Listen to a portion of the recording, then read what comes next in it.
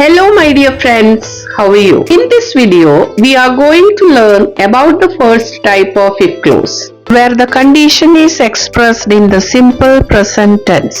This is one of the most commonly used conditional sentences in English. ഇന്ന് നമുക്ക് if clauseലെ first ടൈപ്പിനെ കുറിച്ച് പഠിക്കാം. ഇത് സിമ്പിൾ പ്രസന്റ് ടെൻസിലുള്ള ഫോമാണ്. ഇത് ഇംഗ്ലീഷിൽ ഏറ്റവും സാധാരണയായി ഉപയോഗിക്കുന്ന കണ്ടീഷണൽ സെന്റൻസ് ആണ്. Understanding this will help you speak and write effectively. ഇത് മനസ്സിലാക്കുന്നത് വഴി നിങ്ങൾക്ക് ഫലപ്രദമായി സംസാരിക്കുവാനും എഴുതുവാനും സാധിക്കും. Let's begin. The first type of if clause is used to express future events that are likely to happen based on current circumstances or trends. If clauseലെ first type നിലവിലെ സാഹചര്യങ്ങളിൽ അധിഷ്ഠിതമായി ഭാവിയിലെ സാധ്യതകളെയും ഫലങ്ങളെയും പ്രകടിപ്പിക്കാൻ ഉപയോഗിക്കുന്നു. This type of conditional sentence is commonly referred to as first conditional. Let's have a look at the structure of the first conditional. Look at this sentence. If she studies well, she will pass the exam. ഇവിടെ if she studies well എന്നതാണ് if clause, അതായത് conditional clause.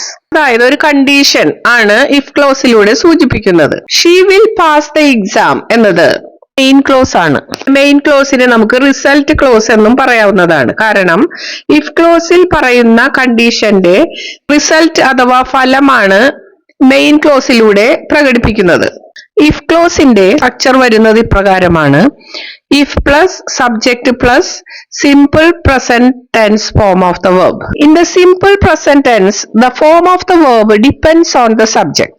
Simple present ടെൻസിൽ സബ്ജക്റ്റിനെ അനുസരിച്ചാണ് വേർബിന്റെ രൂപം വരുന്നത്. If the subject is singular, add S or ES to the base form of the verb. Subject singular അഥവാ ഏകവചനമാണെങ്കിൽ ബേസ് ഫോമിലുള്ള വേർബിന്റെ കൂടെ എസ്ഒ ഇഎസ്ഒ ചേർക്കുന്നു.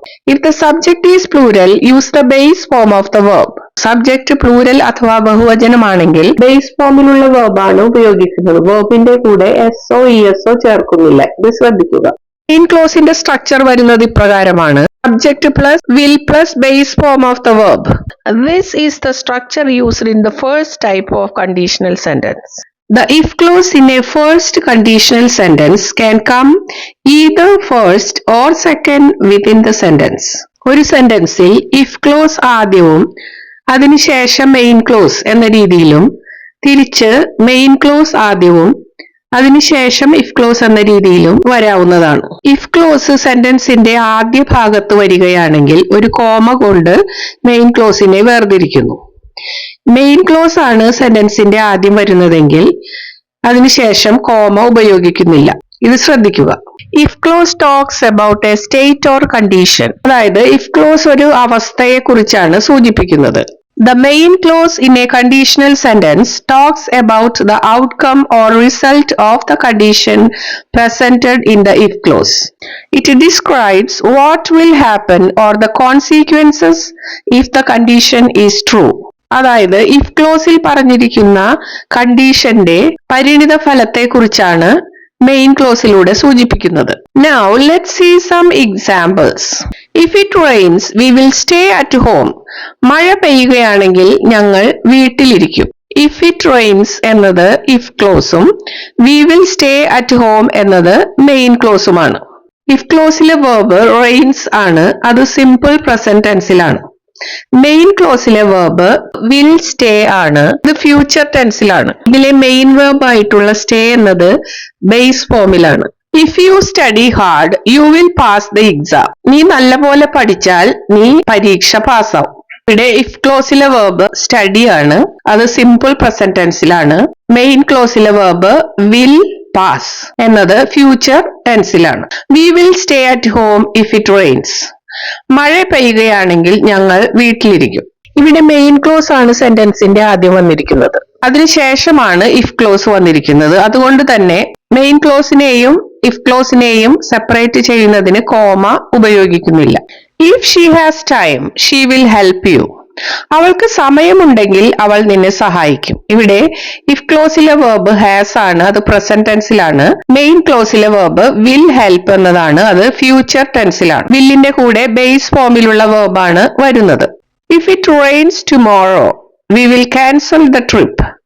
നാളെ മഴ പെയ്യുകയാണെങ്കിൽ ഞങ്ങൾ യാത്ര ഒഴിവാക്കും. ഇഫ് ക്ലോസിലെ വെർബ് റെയിൻസ് ആണ്, അത് സിമ്പിൾ പ്രസന്റ് ടെൻസിലാണ്. മെയിൻ ക്ലോസിലെ വെർബ് വിൽ ക്യാൻസൽ എന്നതാണ്, അത് ഫ്യൂച്ചർ ടെൻസിലാണ്. Will plus base form of the verb ആണ് വന്നിരിക്കുന്നത്. ക്യാൻസൽ എന്നത് ബേസ് ഫോമിലുള്ള വെർബ് ഫോം ആണ്. If he works hard he will succeed. അവൻ കഠിനമായി പ്രയത്നിച്ചാൽ അവൻ വിജയിക്കും. ഇഫ് ക്ലോസിലെ വെർബ് വർക്ക്സ് ആണ്, അത് സിമ്പിൾ പ്രസന്റ് ടെൻസിലാണ്. മെയിൻ ക്ലോസിലെ verb will plus succeed. Future ടെൻസിലുള്ള വെർബ് ആണ് വിൽ സക്സീഡ് എന്നത്.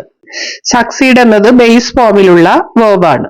If you exercise daily you will stay healthy. നീ ദിവസവും വ്യായാമം ചെയ്യുകയാണെങ്കിൽ നീ ആരോഗ്യവാനായിരിക്കും.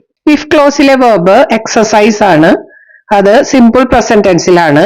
മെയിൻ ക്ലോസിലെ വെർബ് വിൽ സ്റ്റേ, ഇത് ഫ്യൂച്ചർ ടെൻസിലാണ്. സ്റ്റേ എന്നത് ബേസ് ഫോമിലുള്ള വെർബ് ആണ്. If they come now we will meet dum. അവർ ഇപ്പോൾ വരികയാണെങ്കിൽ നമ്മൾ അവരെ കാണും. ഇഫ് ക്ലോസിലെ വെർബ് ഏതാണ്? കം. ഇത് ഏത് ടെൻസിലാണ്? Simple present ടെൻസിലാണ്.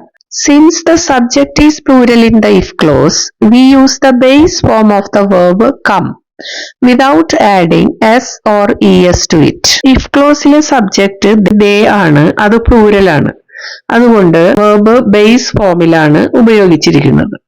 വെർബിന്റെ കൂടെ s ചേർക്കുന്നില്ല.